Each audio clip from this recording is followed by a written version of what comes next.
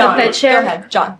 Thanks a lot, Caroline. The president on Monday announced that if there's not compliance with Russia within 50 days, there would be increased tariffs. Can you explain how that works, first of all? What happens if Russia doesn't end its war with Ukraine in 50 days? Well, in 50 days, as the president clearly laid out, if there is not a ceasefire agreement or a peace deal within that time frame, if Russia refuses to legitimately agree to a ceasefire, then they will face very steep tariffs, and they will also face secondary sanctions. So countries that are purchasing oil from Russia will be sanctioned as well, and of course that will do deep damage to Russia's economy. And I would just add that the president wants this war to end with a diplomatic solution. He's been pushing for it.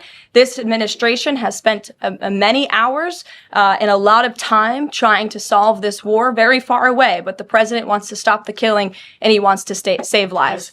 In a bold and escalating move, the White House has issued a strong warning to Russian President Vladimir Putin, emphasizing that there will be severe consequences if certain aggressive actions continue or escalate.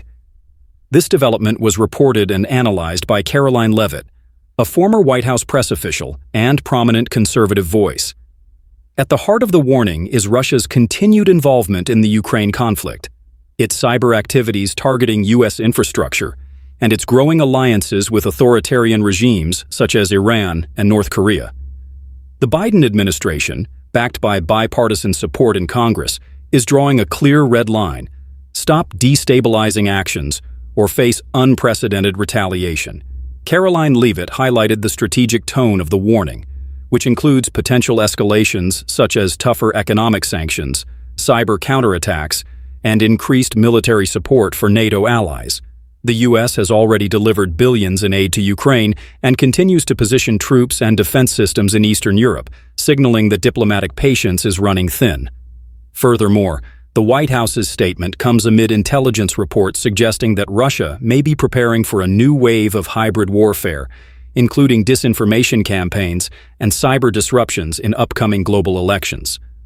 The warning also extends to Russian support for rogue states and its attempts to undermine Western unity. Leavitt emphasized that the message from the White House isn't just about defending Ukraine, it's about deterring global authoritarian aggression and protecting democratic values. The phrase "do this or else" signals a shift from passive diplomacy to a more aggressive stance. The world now watches closely to see how Putin responds to this high-stakes confrontation. This message is both a deterrent and a declaration. The U.S. is prepared to act decisively if Russia crosses the line again.